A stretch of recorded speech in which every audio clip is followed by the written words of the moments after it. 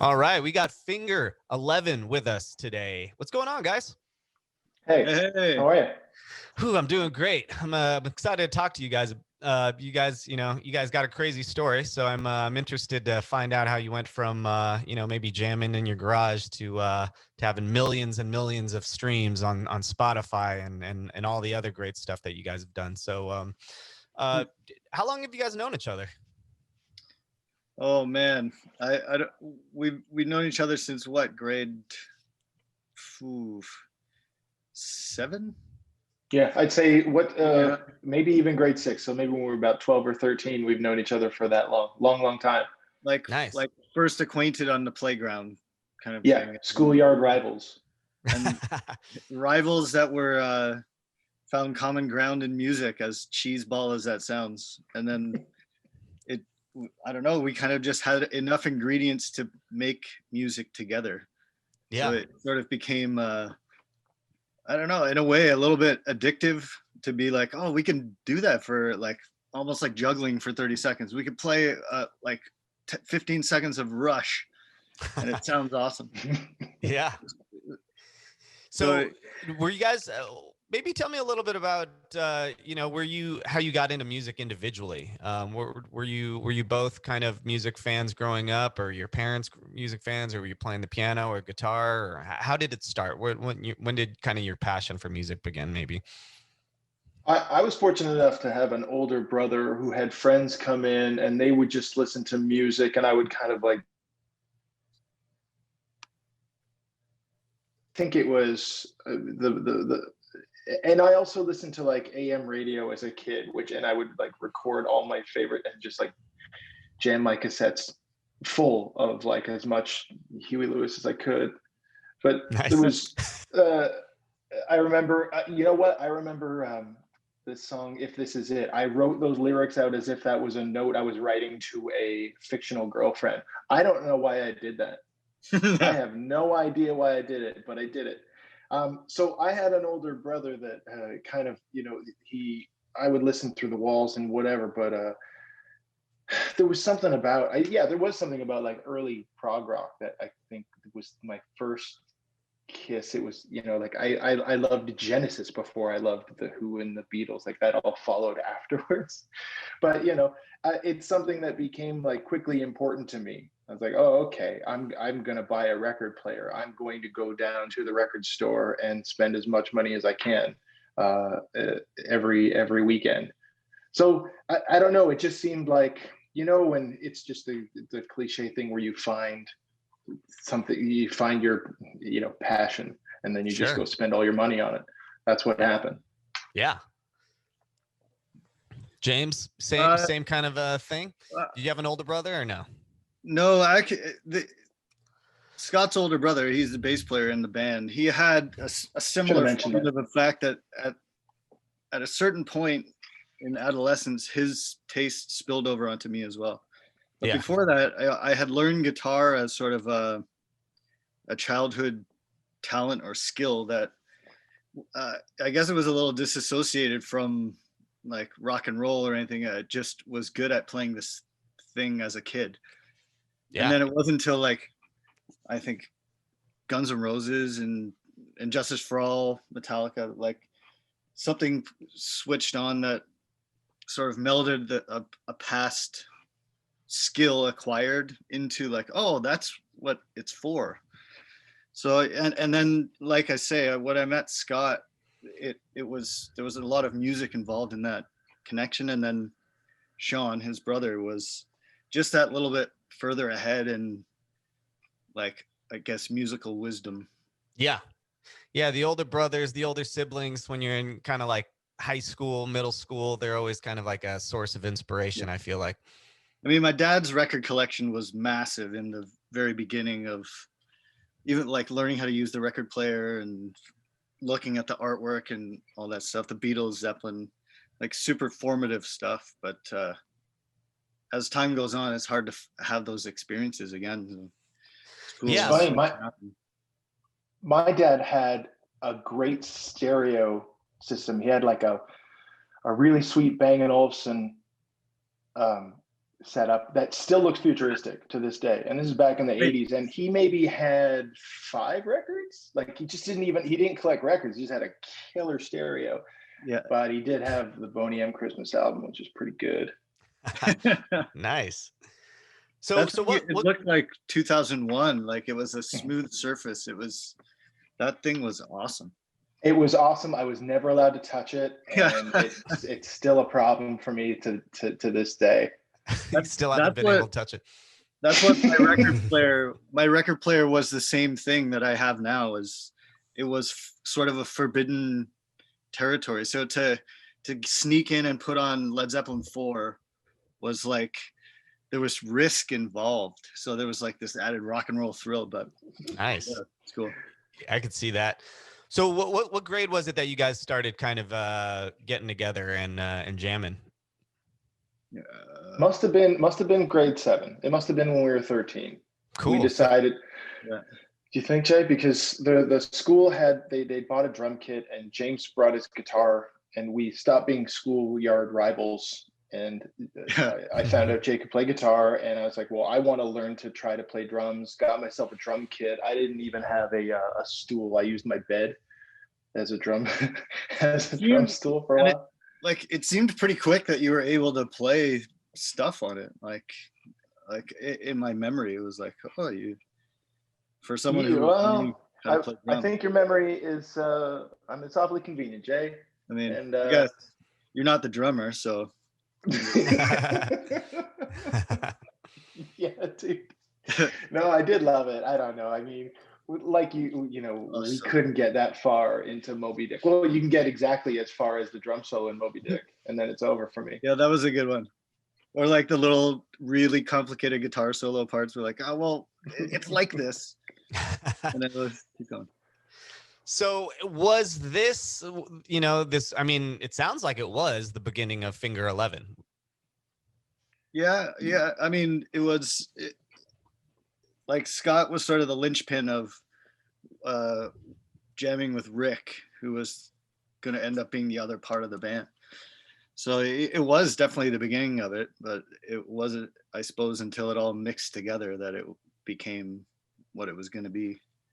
And so you guys were jamming to things like Rush. Is that what you guys were kind of doing at first, kind of that progressive rock kind of thing? Yeah, Rush, Led Zeppelin. Nice.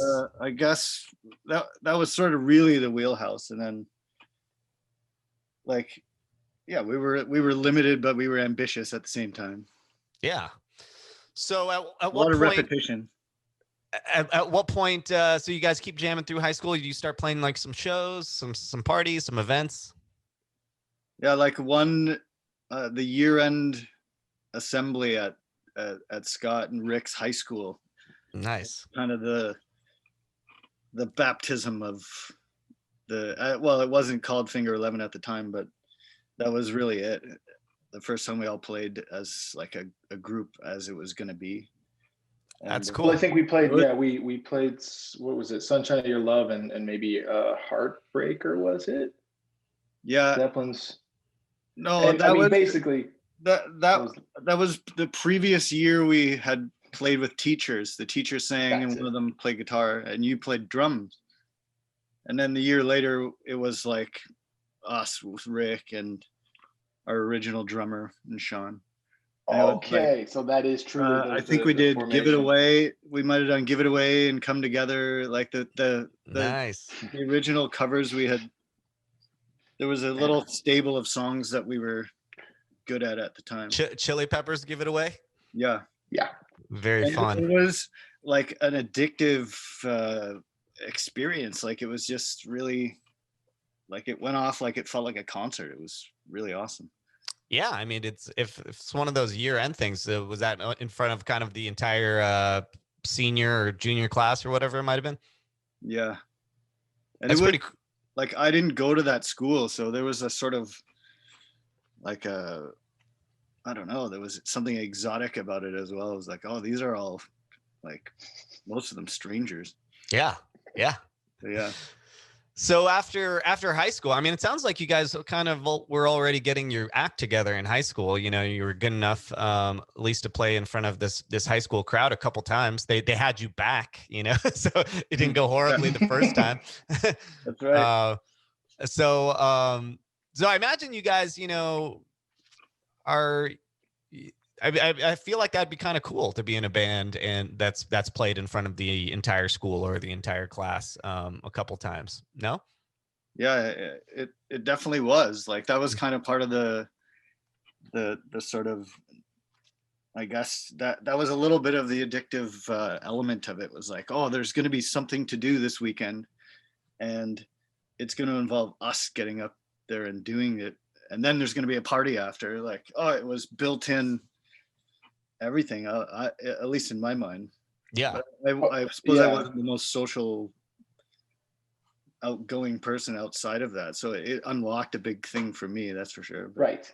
And there was a scene to do it. Like we were super lucky that there was like a bubbling pot of like maybe 8-10 bands that competed in these Battle of the Bands series in Waterdown, and like it just provided like a gig. It was like a round robin, but it provided a gig almost every weekend.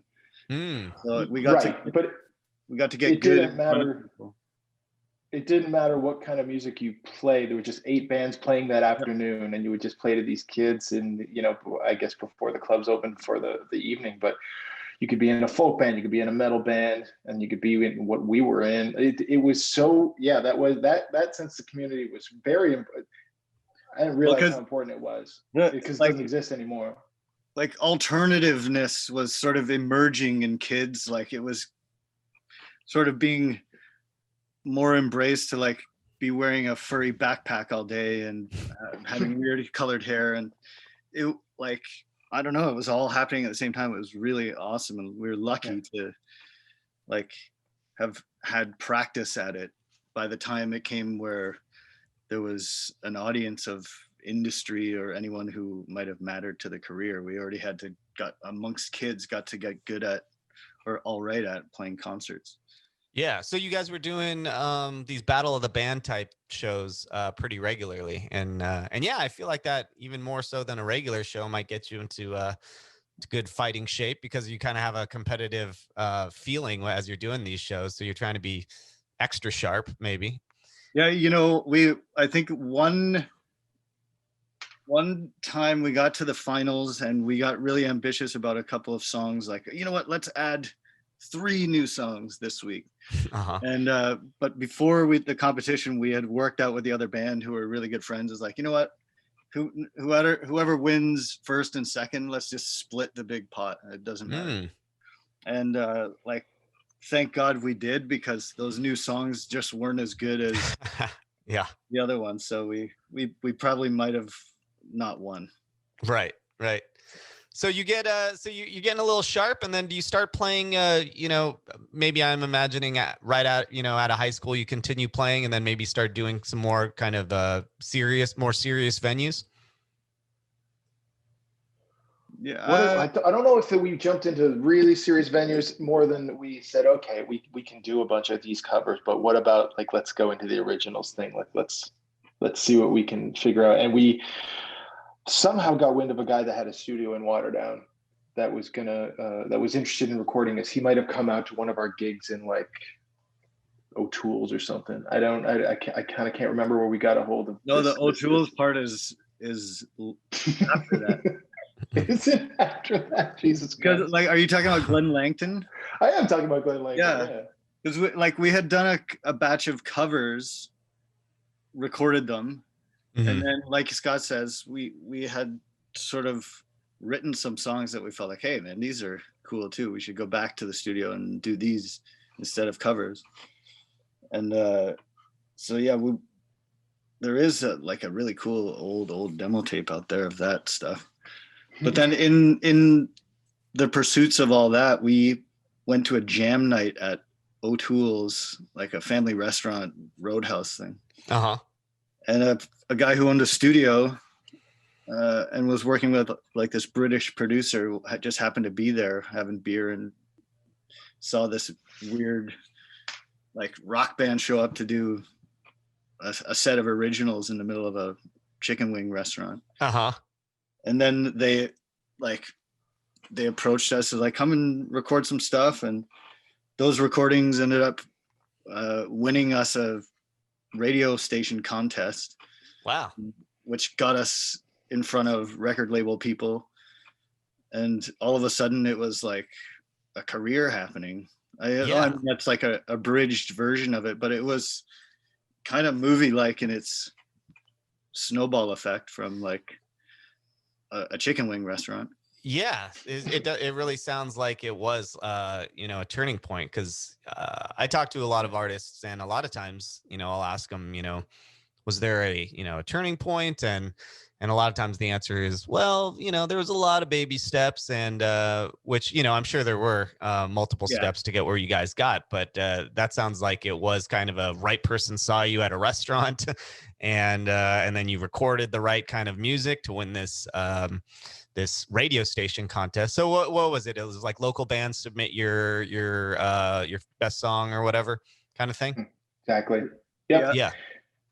And I think of the weekdays at like 5 o'clock, they would play one of the bands, and that's how we found out if we got in the finals or not. And there was a great suspense to it too, listening to the radio and then hearing our own song on the radio as like a part of, hey, not only are you a finalist, but it's playing on the radio right now, like a very surreal thing. Now, right. It's also, it's wild because we're still in high school at this point.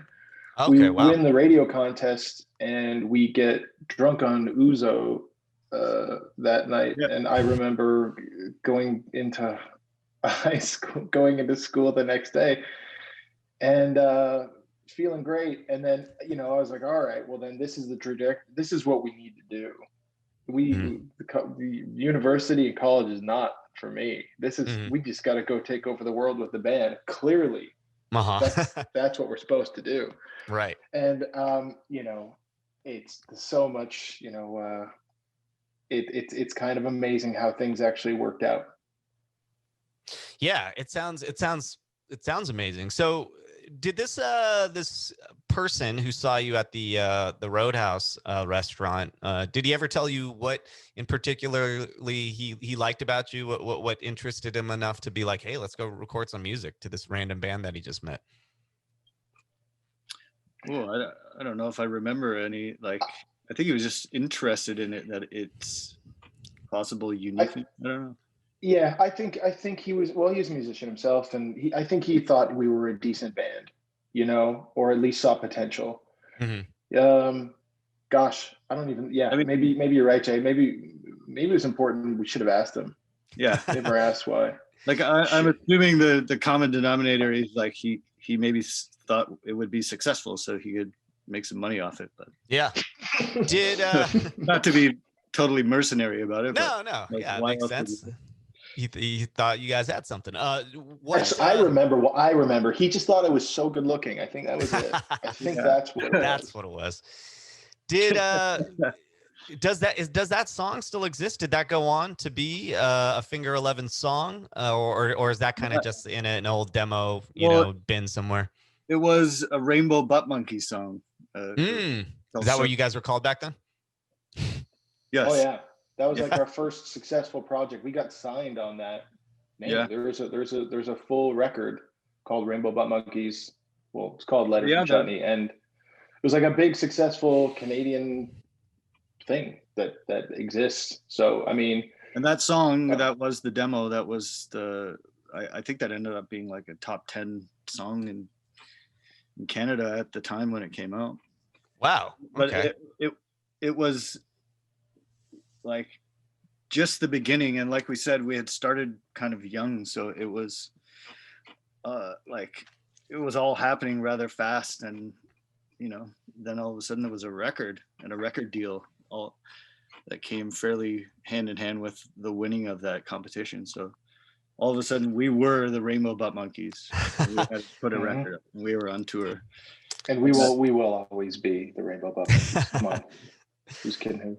So It was, after, you know what? It's a cool record, and it's the first like whatever 10, 11 songs we ever wrote, and it's got a really good spirit to it, and people do like it. People ask us about it all the time. yeah, I was can people listen to it anywhere? Do you know? Is it still out there somewhere? I think so. I think it's on. Gosh, I think it's on Spotify. Yeah, I'd have to Okay. look. I would hope so. Okay, good. Probably lots. I mean, it's not that obscure, Sean. Yeah, like yeah. you'd be able to find it. Cool. I mean, I don't know if you want to spend your whole day doing it, but you could find it. Like some of it really makes sense with where we went. Like some of it's coming from more of the Chili Pepper fandom than some of the more like Tool inspired influence that came a little bit later, but some of it's there from the beginning. I just checked. It's on Spotify. So whoever wants to listen to the Rainbow Butt Monkeys, it's on Spotify right now. Yeah. And Finger 11 is fans also like. So apparently there's a connection there. Yeah. So you guys, you're young, you have this successful record already. You got label attention as the Rainbow Butt Monkeys. What made you change names? Was a label like, we got to go with something a little more serious, or why the change? No, I mean go ahead, Jay. I was just gonna say it's exactly the opposite. Like we wanted something more serious for ourselves.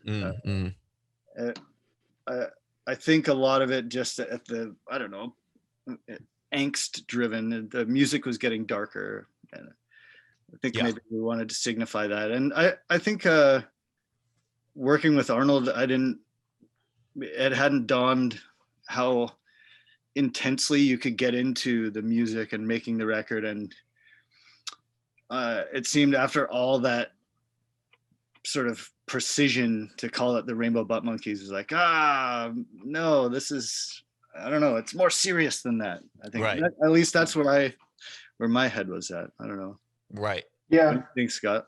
I think that we made it. Yeah, we kind of perhaps made a bit of a angsty overcorrection, but it was the music was telling us that that's what needed to happen, right? Like this. But I'm going to my grave convincing people that the record label didn't tell us to change our name, because the label was not. They were quite discouraging of the idea. They thought we just spent all this money investing in this other name. Right. That makes sense. Why would you do this? We've got something we can build on. Yeah. And I don't think it really even occurred to us in that sense. Yeah. Well, no, but it didn't matter, Jay. I just remember it was, look, this is the music's telling us what to do. Right. We're not the same band anymore. We're not playing that same music. Yeah. Right. So it got a little too overly serious.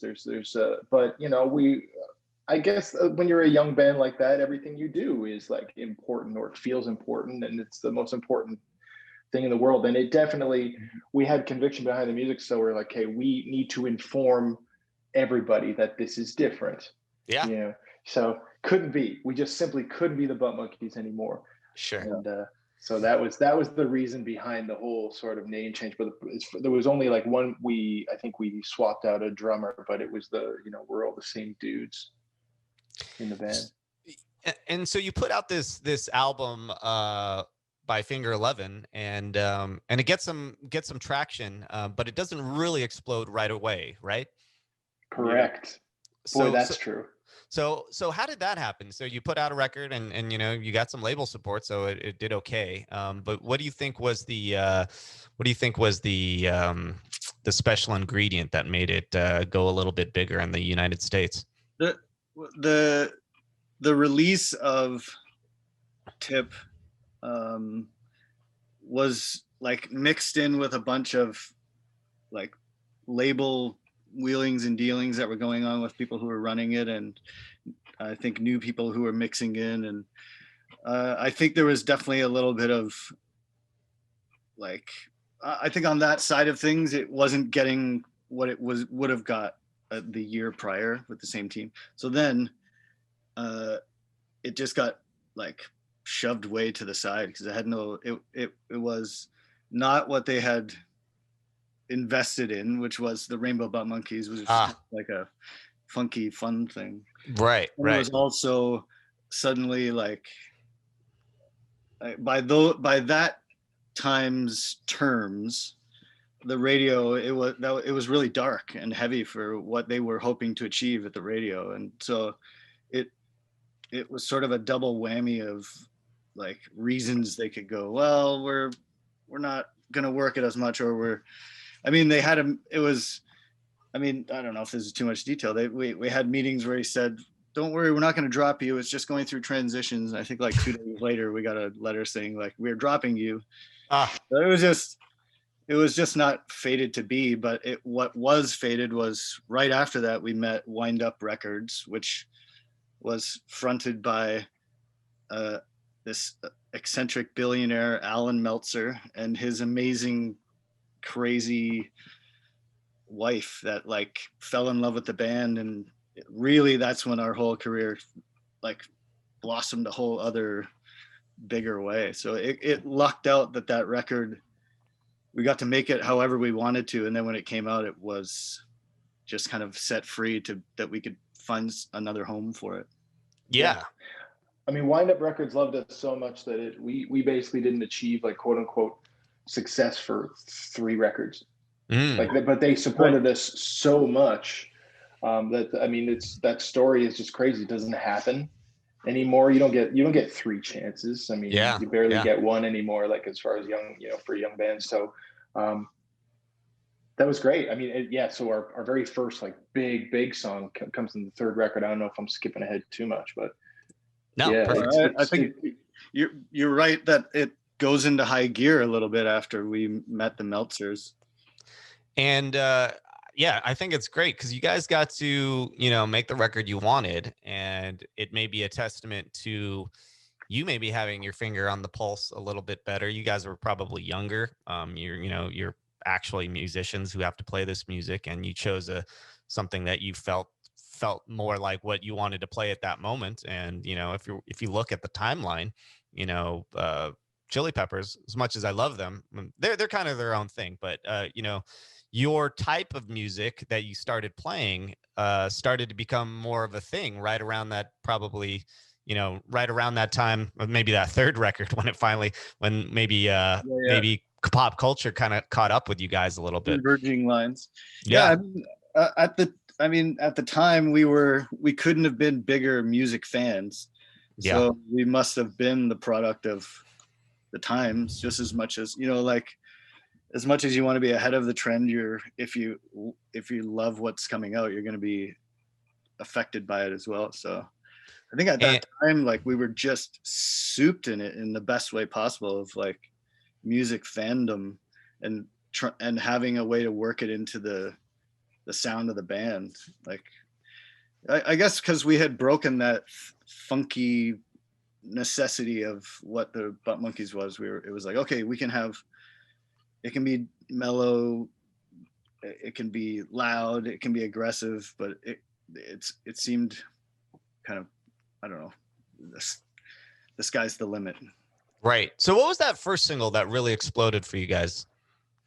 I think the first one was, the first one had to be that like crossed over from Canada Everywhere was One Thing. Right. It had to be. Yeah. And that's on the 3rd record. But that record is, I mean, I think it's kind of quintessential Figure 11 because there's all kinds of heavy stuff on there, kind of like vibey. I mean, I guess we've always had, not afraid to maybe turn the volume down, but that song was a result of this really like a writer's retreat that James and I, just were taking a break from finishing material. And then he had this riff and I was like, holy shit, let's finish this. This is inspiring somehow, this is great. And it was one of I think it took maybe one session, maybe 2 3-hour sessions to finish the whole damn thing. We brought it back to the guys and they did like it. And we just had to, I didn't even feel like we crowbarred it into the album. It was more like, okay, this is of a particular quality. The band likes it. Let's find a spot on the record for it. Yeah. I mean, in the first 2 records, we were definitely going to the school of Arnold Lanni, and we learned more than we'd ever hope to learn from him. But on the third record, it was more like, okay, we're going to use Johnny K, and he's this, you know, on fire producer in Chicago. But we got to sort of trust our own songwriting just a little more, and I'm kind of proud that that's the record that popped.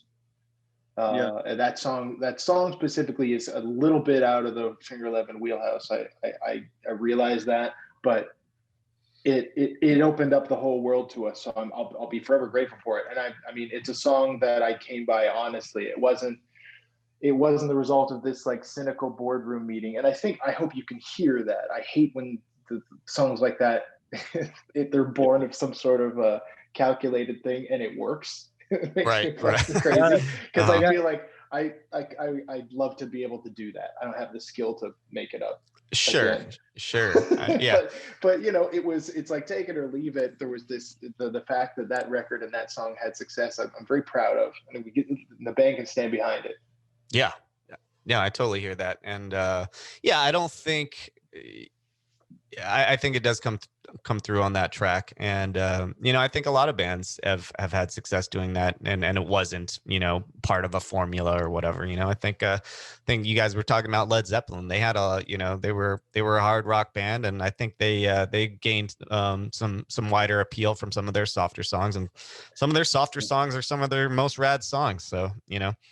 Yeah, but I mean, 13-year-old me wouldn't think so. But it took a while to come around to that, right? Right. I mean, it was Iron Maiden. Like Led Zeppelin 3 is mostly an acoustic record, but it's really upbeat. So it redefines like, it can be acoustic, but it doesn't mean it has to be sappy ballad.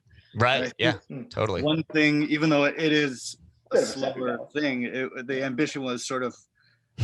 I think we would admit more to like Peter Gabriel or something rather than like the Goo Goo Dolls. Or like right. Well, this is exactly the point. At the third record, we're locked up in a warehouse in Chicago. You guys are cranking at the drive-in too loud. Nice. I'm talking about how great Morrissey is. Rick wants to like kick me out of the band because of my opinions. You know, because we were at odds in a wonderful way. Like we always, I mean, it was the greatest thing. It was the most collaborative. The self-titled record with One Thing, like the making of it from the beginning of it at the Castle to Chicago, like it was the most interactive that the band ever was, as far as like a lot of decisions being made together in a group where over time sometimes roles get compartmentalized. At that time it was really like, you know, five guys in a dinghy in the middle of the ocean, like, all right, we're in it together, we're doing it. That was, I think, why that contention and weirdness like contributed to it, because it was on full blast. Yeah. But I would also say, I think maybe not the same after that in the same way. Like it was a really like, because I don't think we went to the Castle again after that record either. It was just it was like a what, lightning in a bottle or something. Sure. But the Castle was our rehearsal space. It was basically my folks' house, and it looks like a miniature castle, no joke. And it's nice. Kind of grew up there, and kind of a magical place. But you know, it's funny because right before you know, we can't really get together now, but when we were, it was getting back. We're getting back to that kind of collaborative spirit again. Yeah. So there is music that hopefully, you know, trying to capture lightning in a bottle again is difficult, but there is music that people outside of the band are excited about again. So I don't know when it's going to be released, but I can't wait to get back into a room and argue and be absolutely right about everything that I want to do creatively. Yeah. Well, I gotta mention, you know, and then a few years after that, that huge hit, One Thing, you know, you got an even bigger hit, Paralyzer. And I was just, you know, looking at, you know, playing your guys' stuff earlier, and Paralyzer, you guys have probably seen, you know, on Spotify, at least, it has 100 million streams, you know, and that's just, you know, since Spotify came out, you know. But you That's guys great. are, you know, you guys still have 1.5 million listeners a month on Spotify. So I guess recently you guys broke the 100 million streams for I'm not sure if that was all your music or I guess that is Paralyzer. Is Yeah. it just the Butt Monkey record, I think. Yeah, just the Butt Monkey record, and not even talking about Finger 11. But yeah, so congrats on that, guys. That's huge. Yeah, thank you. And the, you know, just for those who may have forgot, Paralyzer, that song, you know, spent 14 weeks at #1 on rock radio. So you guys just released an acoustic version of it to kind of commemorate it. Yes, that's right. Yeah, in the sort of inability to get together, we put together some acoustic things and were able to finish some recordings that we had started over the past while.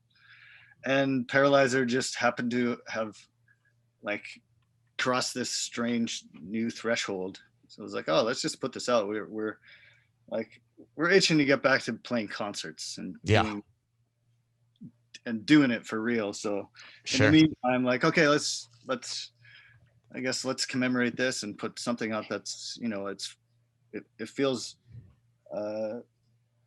fresh to us because it's I don't know, like we've done a couple of these acoustic shows where you stripping away a lot of the elements and doing it in a different way, and it I don't know, it gets energized in a whole new way. So being able to put that down on tape and trying to capture that, it's been a fun experiment. Yeah. And so you guys are looking to hopefully put out a new album in 2021, yes? I hope so. Yeah. That's got to be the goal. And so if, you know, I know you said you're looking forward to getting back in a room and arguing about music and what you guys should do with it. Are you guys putting anything in motion right now? Are you guys meeting on phone and talking about riffs or anything? Have you guys put anything to tape yet? There's a bunch of songs that are to tape that are like, they're solid and they're almost out the door. Nice. And then there's lots going back and forth, like online sending Pro Tools projects back and forth has been a big part of our creative way for the last might even be 10 years now anyway. So the lockdown doesn't really affect that part of it. So it just changes the sort of the instant of creation when we're all together in a room. It's funny, like when we get together, you could book a room for 3 hours, and the first hour you'd just be talking about stuff you saw on TV or whatever. But it's all part of the next hour that's going to be making the music. So without it, it's sometimes you're throwing a folder out into space and hoping someone opens it and it all lines up and they hear it and go like, oh yeah, I know what to do. But it doesn't have that ambassadorship or camaraderie, but it's cool at the same time. It's something else it's innovative in its own necessity, I guess. Right. Yeah, I feel like sometimes you got to sell your ideas too, and sometimes that's easier to do in person. You know, be an advocate for what you think is cool. You know. But at the same time, in a good collaboration, a lot of times you'll be trying to get this idea out, and people will be knocking it back and forth before you get to try it. So and this way, you're at home, you get your chance to try it. But if it floats and it flops, then you don't have the excuse anymore of like, well, I never got to do it my way. It's like, well, I did it my way, and I guess it didn't really resonate. But I don't know. It's a good lesson for both parties, I guess. Yeah. So, guys, crazy story. I think you're right. I think your story, it seems like a movie because there were kind of some of those parts where you're like, oh, did they abbreviate over a couple things? But you guys really had some crazy serendipitous moments, I feel like, that brought you to the enormous success that you guys have seen. So congrats again on 100 million streams on Paralyzer. If you guys had, and you guys can answer this individually or if you have a shared thought, either way, if you had one piece of advice to give to aspiring artists, what would it be? Well, the only thing I ever see is if I see like a really talented musician, or like a guy that can, then somebody who is, absolutely, like it's without question, they've got so much talent. It is such a fraction of what you need. In fact, more important is to learn how to work with your friends, learn how to argue well. Look, I'm still learning, but if you can't collaborate, then you don't have anything. You're not going to be able to use all that talent you have to its full potential. You gotta share ideas, and you can't just shut down creatively if you've got, that nothing, you don't finish the project if that happens. So the sooner you can learn, because we all remember that feeling of like being that indestructible hot shot, and you think you know everything, but if you can't learn how to work with your friends and share ideas, and then get out of the room with maybe your ego in check, then you're not going to go as far as you could have. So that would be my advice. Can you fit that on like a little? Can we embroider that or something? Yeah, we can fit that on a Post-it. Or maybe a really big Post-it. Jesus Christ, really big. I think I got my point across. You got to know how to work with people, and it reminds me a little bit of that quote also, just about talent, where there's nothing more common than an unsuccessful genius. There's so many talented people who just don't have the other elements of perseverance, or as you're talking about, just the ability to work with others. Well, I've been able to do some shows on my own, and the thrill of doing it is the same while it's happening, but as soon as it's done, to have no one on the same plane to celebrate it with it's a very lonely thing. I could